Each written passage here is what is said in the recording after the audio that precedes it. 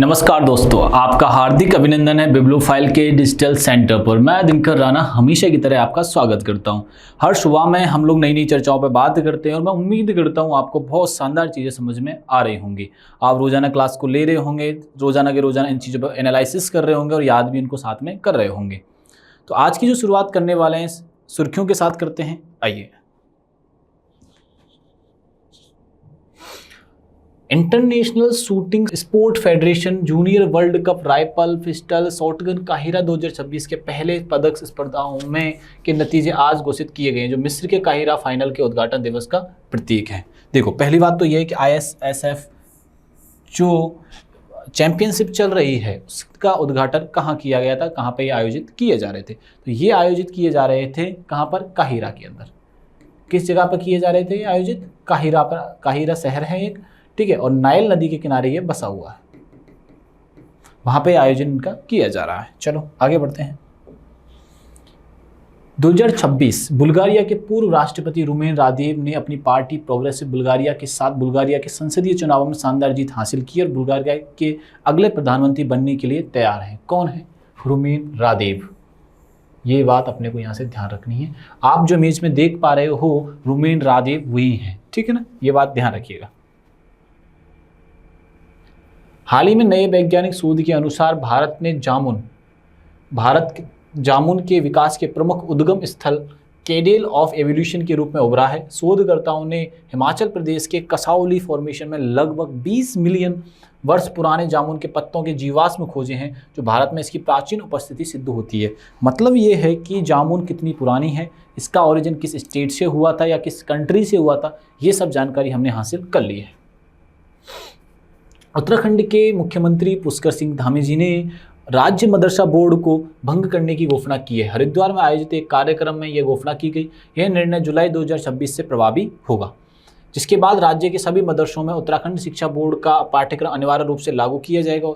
इसे न मानने वाले मदरसों को बंद कर दिए जाएंगे। ये बात आप लोग यहाँ से ध्यान में रखिएगा।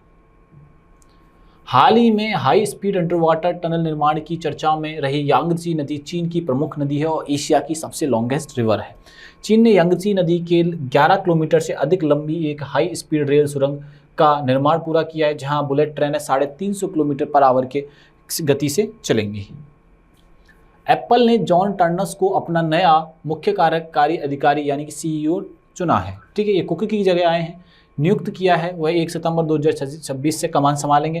टर्नस वर्तमान में हार्डवेयर इंजीनियरिंग के सीनियर वाइस प्रेसिडेंट हैं और टिम कुक की जगह लेंगे, ठीक है।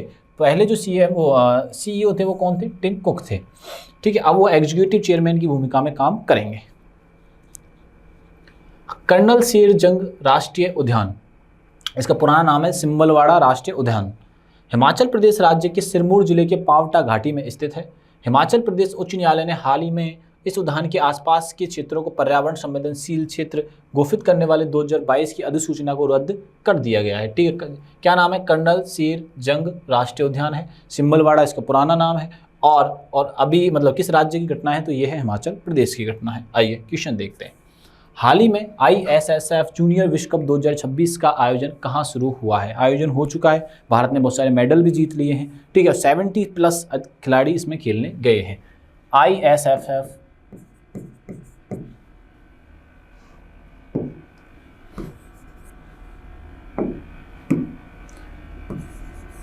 जूनियर विश्व कप,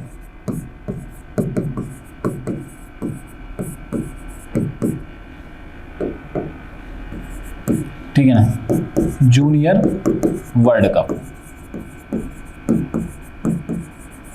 ठीक है। ये जो प्रारंभ हुआ है बच्चों वो कहाँ हुआ है? काहिरा में प्रारंभ हुआ है। कहाँ प्रारंभ हुआ है बच्चों? काहिरा में प्रारंभ हुआ है। कहाँ हुआ है? काहिरा। काहिरा कहाँ पर है? ये नाइल नदी के किनारे पर है और मिस्र की राजधानी है। किस नदी के किनारे पर? अगर रिवर पूछ ली जाए तो किस नदी के किनारे पर है? यह है नाइल नदी के किनारे पर। किस राज्य में है? वो किस देश में है? तो वो है मिस्र में, इजिप्ट में है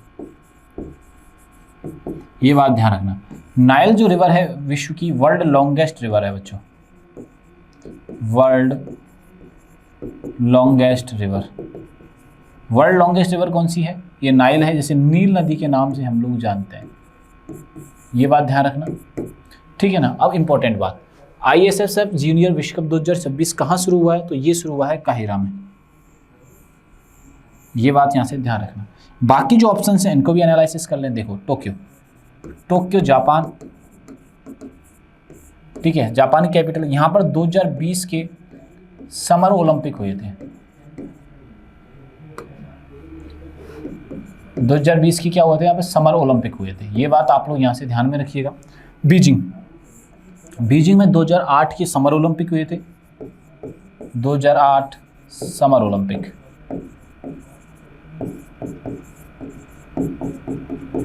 ये बात समझ में आई कि नहीं आई? क्लियर है। जापान में जो टोक्यो में ओलंपिक के भारत ने गोल्ड जीता था, और किसने जीता था भारत में गोल्ड? तो ये जीता था अभिनव बिंद्रा ने। अभिनव बिंद्रा ने जीता था। नहीं, 2020 में तो जीता था नीरज चोपड़ा ने। ये मैं 2008 की बात बता दी आपको। नीरज चोपड़ा ने जीता था जैवलिन थ्रो में। और आप ध्यान रखिएगा, बीजिंग चाइना में किसने जीता था? अभिनव बिंद्रा ने शूटिंग में जीता था। ये बात ध्यान रखने वाली बात है बच्चों, ध्यान रखिएगा। अभिनव बिंद्रा 2008 में शूटिंग में इन्होंने खिताब जीता, मतलब ये मेडल जीता। ठीक है, ये बात ध्यान। नई दिल्ली भारत की राजधानी है, इंडिया की कैपिटल है ये। ठीक है, ये तो बीजिंग किसकी है? चाइना की है। ये बात आपको यहाँ से याद रखनी है। ठीक है, आपसे पूछा जाएगा कि ISSF का कहाँ गेम शुरू हुए हैं, तो ये कहाँ पे शुरू हुए? काहिरा में ये गेम शुरू हुए हैं। आगे बढ़ते हैं। आइए, युवा एथलीटों के लिए अंतर्राष्ट्रीय शूटिंग सीजन की शुरुआत टूर्नामेंट की मेजबानी इजिप्ट इंटरनेशनल ओलंपिक सिटी में की गई है। इस प्रतियोगिता में दुनिया भर के शीर्ष जूनियर निशानेबाज राइफल, पिस्तौल और शॉटगन इवेंट में एक दूसरे से मुलाकात करेंगे। भारत ने इस वैश्विक शूटिंग में 71 सदस्यों का एक मजबूत दल भेजा है। ठीक है ना, कितने सदस्य भेजे हैं यहाँ पे भारत ने? ये इंपॉर्टेंट है कि ISSF में भारत में कितने लोगों का लोग गए, मेंबर गए हैं? तो वो गए हैं 71 मेंबर्स। बात समझ में आई कि नहीं? क्लियर है। चलो आगे बढ़ते हैं। हाल ही में रुमीन रादेव ने किस देश के प्रधानमंत्री का चुनाव जीता है? ठीक है, हाल ही में रुमीन रादेव, नाम याद रखना, रुमीन रादेव।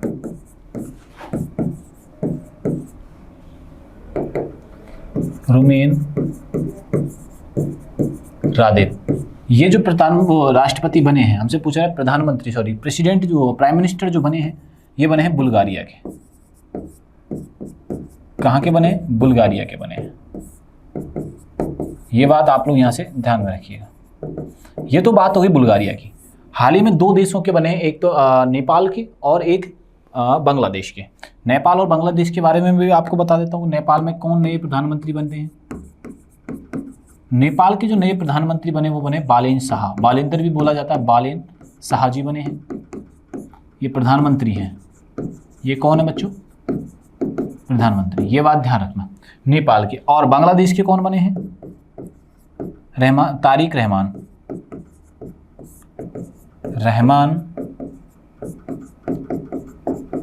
तारिक। ये बात आप लोग यहाँ से ध्यान रखना। दोनों के दोनों प्रधानमंत्री बने, एक नेपाल का, एक बांग्लादेश का। और बुल्गारिया के कौन बने? तो बुल्गारिया के बने हैं रुमीन रादेव। ये बात ध्यान में यहाँ से रखनी है। चलिए आगे बढ़ते हैं। रुमीन रादेव बुल्गारिया के 2026 के संसदीय चुनावों में विजय होकर उभरे हैं। ये जीत कई वर्षों की राजनीतिक अस्थिरता के बाद एक निर्णायक मोड़ साबित हुई है। ये प्रोग्रेसिव बुल्गारिया और गठबंधन का नेतृत्व कर रहे थे। किसके? प्रोग्रेसिव बुल्गारिया गठबंधन। ये बात आप लोग यहाँ से ध्यान में रखिएगा। गठबंधन का नेतृत्व कर रहे थे। उन्होंने निर्णायक जनादेश हासिल किया और अब वो देश के अगले प्रधानमंत्री बनने के लिए तैयार है। बुल्गारिया की राजधानी क्या है? सोफिया। राजधानी क्या है? सोफारिया है। ठीक है ना, सोफिया है। कांसी क्या है? इसकी लेह है। ठीक है, ये बात यहाँ से ध्यान में रखिएगा। ठीक है ना, चलो आगे बढ़ते हैं। प्रधानमंत्री कौन बन गए ये भी मैंने आपको क्लियर कर दिया है। हाल ही में कौन सा देश जामुन के विकास के उद्गम स्थल के रूप में उभरा है? ठीक है, ये पता लगाया गया है कि जामुन का ओरिजिन कहाँ से हुआ था। जामुन का ओरिजिन बच्चों कहाँ हुआ था, ये हमसे पूछा जा रहा है। जामुन, ठीक है, जामुन एक फल है और पुराना फल है, पुराना फल। तो इसके अवशेष मिले हमने बहुत साल, बहुत पुराने, बहुत वर्ष पुराने, जिससे ये सत्यापित होता है, जिससे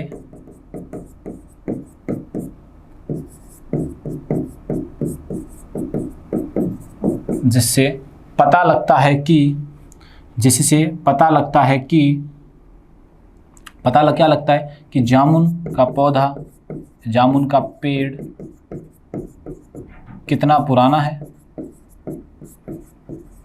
तथा इसका उद्गम किस देश से हुआ था। तो दोनों आंसर हमें मिलते हैं। ये करोड़ों साल पुराना है। आंसर क्या है इसका? करोड़ों साल पुराना पौधा है, ये करोड़ों साल पुराना है। और जिस देश से इसके रूट है वो भारत में इसके अवशेष मिलते हैं। कहाँ पर मिलते हैं? भारत देश में इसके अवशेष हमें देखने को मिलते हैं। तो हमारा आंसर क्या हो जाएगा यहाँ से? भारत हो जाएगा। ठीक है ना। जामुन के विकास उद्गम स्थल में उभरा है, तो कौन सा उभरा है? भारत देश हमारा उभरा है। ये बात आप लोग यहाँ से ध्यान रखना। भारत के जामुन का मूल स्थान शुरुआती विविधता केंद्र माना गया है, जिसे आमतौर पर फल देने वाली प्रजाति के रूप में जाना जाता है। हाल ही में जारी एक अध्ययन के अनुसार इसका वंश लगभग 80 मिलियन वर्ष पुराना है। इसने अपने पुरानी मान्यताओं को चुनौती दी। इसके मूल को ऑस्ट्रेलिया या दक्षिण एशिया में मानते थे। पहले ऑस्ट्रेलिया में मानते थे या दक्षिण एशिया में मानते थे, लेकिन अभी पता लगा है कि भैया भारत से इसका ओरिजिन हुआ था। ठीक है ना। कुछ पॉइंटों पे बात करते हैं। भारत 2028 में होने वाले क्लाइमेट चेंज समिट मेजबानी से पीछे हटा है। ठीक है। क्लाइमेट की बात कर रहे हैं अपन, back to hosting the climate change summit. ठीक है ना। क्लाइमेट चेंज से क्या हट गया है? पीछे हट गया है। मेनका गुरुस्वामी भारत की पहली LGBTQ राज्यसभा सदस्य बन गई हैं। ठीक है, ये बात ध्यान रखना, मेनका गुरुस्वामी। ठीक है, याद रखने वाला पॉइंट है। भारत दुनिया का तीसरा सबसे बड़ा इलेक्ट्रॉनिक्स एक्सपोर्टर बन गया है। ठीक, India become the world third largest electronic exporter. Export करने के मामले में चाइना और अमेरिका के बाद तीसरे स्थान पर ये आ गया है। डोपिंग के कारण निलंबित ट्रैक एंड फील्ड एथलीटों की वैश्विक सूची में भारत शीर्ष पर रहा है। मतलब डोपिंग करने वाले की लिस्ट में भारत किस स्थान पर रहा है? प्रथम पर रहा है। दुनिया की पहली डिजिटल जनगणना भारत में शुरू हो गई है। ये दुनिया की पहली डिजिटल जनगणना है जो प्रारंभ हो गई है। भारत में 2023 में 24,700 मात्र मृत्यु दर्ज की गई है। ठीक है, ये बात आप लोग ध्यान रखना, ये बहुत बड़ा हमारे देश के लिए पॉइंट है। हाल ही में किस राज्य के मुख्यमंत्री ने राज्य मदरसा बोर्ड को भंग करने की घोषणा की है? हाल ही में उत्तराखंड के जो CM हैं उन्होंने इस पर रोक लगा दी है। कैसे रोक लगाई है कि मदरसा बोर्ड क्या है वो समझो पहले तो। मदरसा बोर्ड क्या होता है? मदरसा बोर्ड जो होता है बाकी जो मदरसा स्कूल चल रहे होते हैं, मदरसे जो चल रहे होते हैं उनको रेगुलेट करता है। ये मदरसा स्कूलों को रेगुलेट करने वाला है। मदरसा स्कूल्स को रेगुलेट करता है कि इसमें क्या पढ़ाया जाएगा। मदरसा स्कूलों को रेगुलेट करता है कि इसमें क्या पढ़ाया जाएगा, इसमें क्या पढ़ाया जाएगा, मतलब कि सिलेबस क्या है। सिलेबस डिसाइड करने का काम कौन करता है? वो मदरसे बोर्ड करते हैं। सिलेबस तय करना ये किसका काम है भैया? मदरसा बोर्ड का। मदरसा स्कूलों में पढ़ाया जाना, ये इस्लामिक स्कूल होते हैं। ये कैसे होते हैं? इस्लामिक स्कूल होते हैं। इस्लामिक स्कूल होते हैं। ठीक है, एक धर्म विशेष का ज्ञान दिया जाता है इसमें। धर्म विशेष का ज्ञान दिया जाता है। ठीक है, इन पर रोक किसने लगा दी है? रोक किसने लगा दी? तो रोक लगा दी मदरसे बोर्डों पर रोक लगाई है उत्तराखंड ने। रोक किसने लगाई है? उत्तराखंड ने। क्यों लगाई है वो समझिएगा, क्योंकि हमारा देश सेकुलर देश है, तो एक किसी भी धर्म का प्रचार प्रसार करना गलत है। कारण क्या दिया है भैया? देखो, हमारा देश सेकुलरिज्म है। ठीक है, आपको अगर ज्ञान देना है तो सभी धर्मों को दीजिए, एक धर्म का ज्ञान मत दीजिए। तो एक बात ध्यान रखना। तो उत्तराखंड में कंप्लीटली रोक लगा दी है, मदरसा बोर्ड को खत्म कर दिया है। ठीक है, अगर मदरसा बोर्ड चलाना चाहता है तो इसमें सिलेबस कौन सा चलाया जाएगा? जो कि उत्तराखंड के बारे में चला जाएगा, सेकुलरिज्म से रिलेटेड चला जाएगा, जो NCERT के अकॉर्डिंग चला जाएगा। अगर NCERT के अकॉर्डिंग नहीं चला जाता है तो वो मदरसा कंप्लीटली बंद कर दिया जाएगा। तो यह डिसीजन किसने लिया है? मदरसे को भंग करने का, मदरसे बोर्ड को भंग करने के उत्तराखंड ने लिया है। उत्तराखंड के CM का क्या नाम है जिन्होंने ये डिसीजन लिया है? वो है पुष्कर सिंह धामी। पुष्कर सिंह धामी जी ने ये अभी हाल ही में स्टेटमेंट जारी किया है कि अब से क्या होगा कि मदरसा बोर्ड कंप्लीटली भंग हो जाएगा, यानी कि बंद हो जाएगा। ठीक है, स्टेट उत्तराखंड क्या है? उत्तराखंड राजधानी क्या है? देहरादून है। CM कौन है यहाँ के? पुष्कर सिंह धामी जी हैं। और गुरमीत सिंह कौन है यहाँ के? राज्यपाल हैं। ठीक है ना, ये बात ध्यान रखना। यहाँ का राज्य पक्षी जो वो कौन है? हिमालयन मोनल है। ठीक है, आइए और थोड़ा उत्तराखंड की जुड़ी चीज़ों के बारे में जानने का प्रयास करते हैं। उत्तराखंड सरकार ने ई स्वास्थ्य धाम पोर्टल शुरू किया है। 4 धामों की यात्रा के दौरान ठीक है ना, किसी भी स्वास्थ्य की जानकारी के लिए प्रारंभ किया गया। ई स्वास्थ्य धाम पोर्टल लॉन्च किया है। Inter operable criminal justice system को लागू करने उत्तराखंड का पहला स्थान मिला है, और यूसीसी लागू करने वाला भी पहला राज्य उत्तराखंड बन गया है। ठीक है ना, उत्तराखंड ने 1 गीगावाट और सौर क्षमता का मील पथ का पत्थर पार किया है। विश्व का सबसे बड़ा 5210 किलोग्राम पारद शिवलिंग भी हरिद्वार में स्थापित किया गया है। ये बात आप लोग यहाँ से ध्यान में रखिएगा। उत्तराखंड में 3300 करोड़ रुपए की लागत वाली शारदा नदी कॉरिडोर की नींव रखी गई है। कितने करोड़? 3300 करोड़ रुपए लगाए गए हैं इसमें। उत्तराखंड को एविएशन प्रमोशन के लिए बेस्ट स्टेट अवार्ड मिला है। ठीक, किसके लिए मिला है? एविएशन प्रमोशन के लिए मिला है। उत्तराखंड में जंगलों का एक दुर्लभ मशरूम की खोज की गई है। ठीक है, उत्तराखंड के जंगलों में एक दुर्लभ मशरूम की खोज की गई है। उत्तराखंड ने समान नागरिक संहिता अध्यादेश 2026 लागू कर दिया, मतलब यूसीसी लागू इन्होंने कर दिया है। हाल ही में high speed under water tunnel निर्माण के लिए चर्चा में रही यांगसी नदी किस देश की प्रमुख नदी है? ठीक है, अंडर वाटर टनल बनाई है लगभग 11 से 12 किलोमीटर। अंडर वाटर टनल बनाई है, यानी सुरंग बनाई है। अंडर वाटर टनल है मतलब कि नदी कैसे जा रही है, नदी ऐसे बह रही है। ठीक है, अब इसके अंदर टनल बना दी गई। इसके अंदर क्या बना दिया? टनल बना दी है। इसके हाई स्पीड ट्रेन चलेगी। इसमें क्या चलेगी? हाई स्पीड ट्रेन चलने वाली है। टनल के अंदर से हाई स्पीड ट्रेन चलेगी। किसके अंदर से? सुरंग के अंदर से। ये बात आप लोग यहां से ध्यान में रखिएगा। ठीक है ना, अंडर वाटर टनल बनाई गई है। कहां पे बनाई गई है अंडर वाटर टनल? ये बनाई गई है चीन में। और चीन की जो नदी है वो नदी है यांगसी नदी। कौन सी नदी है? यांगसी नदी। यही हमसे पूछा जा रहा है कि यांगसी नदी किस देश की प्रमुख नदी है, तो वो नदी है चीन की। ये विश्व की 3rd लॉन्गेस्ट रिवर है। यांगसी जो नदी है 3rd लॉन्गेस्ट रिवर है। इसकी टोटल लेंथ है 6300 किलोमीटर। कितनी लेंथ है टोटल? 6300। अब आप पूछोगे सर फर्स्ट कौन सी है? फर्स्ट है नाइल और सेकंड कौन सी है? अमेजॉन। ये बात आप लोग यहां से ध्यान में रखिएगा। चलो आगे बढ़ते हैं। चाइना, ठीक है ना, राजधानी बीजिंग है इसका। जैसे मैं अभी ओलंपिक के बारे में 2008 के बारे में बात किया था आपसे। करेंसी क्या है इसकी? रेनमी है। इसके शी जिनपिंग राष्ट्रपति हैं। दुनिया मशीन और उपकरणों का सबसे बड़ा उत्पादक देश है। भारत तीसरे नंबर पर आया है, ये पहले नंबर पर आता है। ठीक है ना, ये बात आप लोग यहाँ से ध्यान में रखिएगा। विक्रम दोरईस्वामी की चीन में भारत के अगले राजदूत के रूप में नियुक्त किया गया है। चीन के अगले राजदूत कौन होंगे? विक्रम दोरईस्वामी होंगे। CM-302 मिसाइल को चीन के द्वारा विकसित किया गया है। दुनिया का सबसे बड़ा R&D रिसर्च एंड डेवलपमेंट खर्च करने वाला देश चीन बन गया है। सबसे ज़्यादा रिसर्च एंड डेवलपमेंट में खर्च कौन कर रहा है आजकल? सबसे ज़्यादा किया है चीन ने।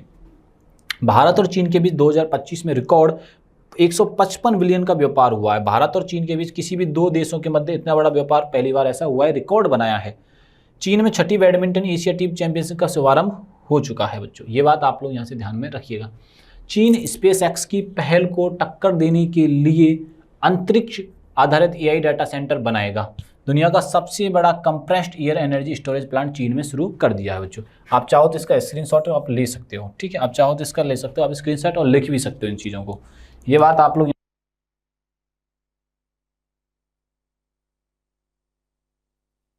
आगे नहीं बात समझ में? चलिए आगे बढ़ते हैं। आइए देखते हैं नेक्स्ट क्वेश्चन। हाल ही में किसे एप्पल का नया CEO नियुक्त किया गया? हाल ही में किसे एप्पल का नया CEO बनाया गया? एप्पल दुनिया की नामचीन हस्तियों में समार है एप्पल। इसका जो गठन हुआ था, एक कंपनी है, ठीक है, जो मोबाइल फ़ोन या गैजेट्स बनाती है, मोबाइल फ़ोन बनाती है। आपने सुना होगा लोगों का आईफोन का क्रेज होते हुए। आईफोन, जो आईफोन का निर्माण करती है वो कंपनी कौन सी है बच्चों? वो एप्पल ही है। ठीक है, ये बात ध्यान रखना। एप्पल की जो स्थापना होती है स्टीव जॉब्स के द्वारा 1976 में की जाती है। स्टीव जॉब्स के द्वारा कहाँ की जाती है? कैलिफोर्निया USA में की जाती है। कैलिफोर्निया USA में की जाती है। ये बात आप लोग यहाँ से ध्यान में रखिएगा। ठीक है, इसके जो CEO थे पहले जो CEO थे वो थे टिम कुक। CEO कौन थे बच्चों? CEO का नाम था टिम कुक। अब टिम कुक को अब रिजाइन किया है और 1 सितंबर से जो पदभार संभालेंगे वो कौन है? John turns. कौन पदभार संभालने वाले हैं? जॉन टर्नस ने यह पदभार संभालेंगे। ठीक है, ये बात ध्यान रखिएगा। किसका? एप्पल कंपनी का। ये बात समझ में आई कि नहीं है? तो ये बात ध्यान रखना। पहले कौन थे? टिम कुक थे। अभी जो पदभार संभालेंगे जॉन टर्नस वो संभालेंगे। और किसने स्थापना की? स्टीव जॉब्स ने। कहाँ की? कैलिफोर्निया USA में हुई थी और 1976 में इसकी स्थापना। अब बात ये समझ में आती है क्यों लोग एप्पल का फ़ोन का यूज़ क्यों करते हैं, उसके पीछे कई कारण हैं। हार्डवेयर और सॉफ्टवेयर बहुत अच्छी तरीके से काम करते हैं, सिक्योरिटी अच्छी होती है, ठीक है, और इनकी जो रिलेवेंसी होती है वो बढ़िया क्वालिटी की होती है। जॉन टर्नस पिछले 3 दशकों में एप्पल के ऐसे पहले सीईओ होंगे जिनका मुख्य बैकग्राउंड हार्डवेयर से जुड़ा है। पेंसिल्वेनिया यूनिवर्सिटी से मैकेनिकल इंजीनियर में ग्रेजुएट टर्नस ने अपने करियर की शुरुआत एक वर्चुअल रियलिटी स्टार्टअप के साथ की थी। ये बात आप लोग यहाँ से ध्यान में रखिएगा, ठीक है ना। ग्रिपलिंग फेडरेशन ऑफ इंडिया ने सिकंदर कुमार को अपना चेयरमैन नियुक्त किया है। किसने? ग्रिपलिंग फेडरेशन ने सिकंदर कुमार को क्या चुना है? नया सीईओ चेयरमैन चुना है। भारत के पहले विशेष परमाणु मिसाइल ट्रैकिंग समुद्री निगरानी जहाज INS ध्रुव को अरब सागर में तैनात किया गया है। परमाणु ऊर्जा आयोग का अध्यक्ष अजीत कुमार मोहंती को नियुक्त किया गया है। ये बात आप लोग यहाँ से ध्यान में रखिएगा। अनंत स्वरूप को फिक्की का नया महासचिव चुना गया है। किसे? अनंत स्वरूप को। गोदरेज इंडस्ट्री बोर्ड के नए चेयरपर्सन के रूप में प्रोजसा गोदरेज को नियुक्त किया गया है। ये बात आप लोग यहाँ से ध्यान रखना, प्रोजसा गोदरेज को चुना गया है। सुनील वाजपेयी ने तमिलनाडु और पुडुचेरी के प्रधान मुख्य आयकर आयुक्त का पदभार संभाला। किसने? सुनील वाजपेयी जी ने। आनंद कुमार पाल ने वित्त मंत्रालय के व्यय विभाग में मुख्य सलाहकार का कार्यभार संभाला। किसने? आनंद कुमार पाल ने। हाल ही में पर्यावरण संवेदनशील क्षेत्र अधिसूचना को रद्द करने के कारण खबरों में कर्नल शेर जंग राष्ट्रीय उद्यान किस राज्य में स्थित है? ठीक है, स्पेशल इकोनॉमिक जोन, ठीक है, ये तो होता है सेज, और एक होता है इको सेंसिटिव जोन यानी कि ESZ। एक पॉइंट आया है ESZ, ठीक है, इको सेंसिटिव जोन। ये जो जोन होता है ना बच्चों, वो किसके पास होता है? तो ये होता है नेशनल पार्क के पास या वाइल्ड लाइफ सेंचुरी के पास होता है।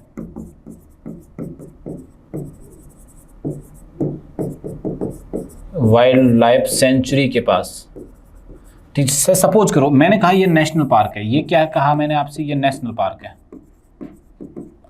ये क्या है? नेशनल पार्क है। अब ये नेशनल पार्क है तो इसके इर्द गिर्द की जो जमीनें हैं, इसके इर्द गिर्द की जो जमीन है ना, उसको बोलते हैं हम लोग ESHZ। तो अब क्या वो राष्ट्रीय उद्यान की सूचना राज्य ने क्या माना है? वो हिमाचल राज्य की बात कर रहे हैं, और राज्य ने ये माना है कि भैया ये जो जोन है ना वो इको सेंसिटिव जोन नहीं है। ये मानने से इनकार कर दिया है कि जो इस जो कर्नल शेर जंग यानी कि नेशनल पार्क कौन सा है? कर्नल शेर जंग। कर्नल शेर जंग जो हैं, ठीक है ना, उसके और पास का राष्ट्रीय उद्यान का जो हिस्सा है वो ESZ में नहीं आता है, इको सेंसिटिव जोन में नहीं आता है, ठीक है। तो ये घोषणा किसने की है? तो ये घोषणा की है हिमाचल प्रदेश ने। ये मैं आपको समझाने का प्रयास कर रहा हूँ। हाल ही में इको सेंसिटिव जोन अधिसूचना रद्द होने के कारण चर्चा में रहा कर्नल शेर जंग राष्ट्रीय उद्यान, जिसे सिंबलवाड़ा राष्ट्रीय उद्यान के नाम से भी जाना जाता है, हिमाचल प्रदेश के सिरमौर जिले के पोंटा घाटी में ये स्थित है। हिमाचल प्रदेश, इसकी राजधानी क्या है? शिमला है। यहाँ के CM कौन है? सुखविंदर सिंह सुक्खू जी हैं। कविंद्र गुप्ता कौन है? यहाँ के राज्यपाल हैं। ये बात आप लोग यहाँ से ध्यान में रखिएगा। हिमाचल प्रदेश सेब और चेरी का सबसे बड़ा उत्पादक है। सेब एंड चेरी का क्या है? ये सबसे बड़ा उत्पादक है। ये बात आप लोग यहाँ से ध्यान में रखिएगा। 15 अप्रैल 2026 को हिमाचल प्रदेश का 79वां स्थापना दिवस मनाया गया था। कब मनाया गया था? 15 अप्रैल 2026 को हिमाचल प्रदेश ने अपने बजट 2026-27 में सबसे गरीब परिवारों के लिए मुख्यमंत्री अपना सुखी परिवार योजना शुरू करने की घोषणा की है। बात समझ में आई कि नहीं आई? हिमाचल प्रदेश में लोसर उत्सव मनाया गया है। लोसर उत्सव कहाँ मनाया गया है? तो हिमाचल में मनाया गया है। भारत का दूसरा ट्यूलिप गार्डन हिमाचल प्रदेश में ही स्थापित किया गया। पहला जम्मू एंड कश्मीर में, दूसरा हिमाचल प्रदेश में। हिमाचल प्रदेश ने पढ़ाई विद EI नामक शिक्षण कार्यक्रम प्रारंभ किया है, ठीक है ना। आगे देखते हैं। 25 जनवरी 2026 को हिमाचल का स्थापना दिवस मनाया गया था। ये बात आप लोग यहाँ से ध्यान में रखिएगा। ऐसे करके आज की घटनाओं पे हमने चर्चा की। बच्चों वीडियो अच्छा लगा हो तो दोस्तों को ज़्यादा से ज़्यादा शेयर किया करो। ज़्यादा शेयर करने से हमें भी मोटिवेशन मिलता है, और चैनल को सब्सक्राइब करना बिल्कुल भी नहीं भूलना है। ये सारी जानकारी आपको टेलीग्राम पर मिलने वाली है। तब तक के लिए थैंक यू, धन्यवाद।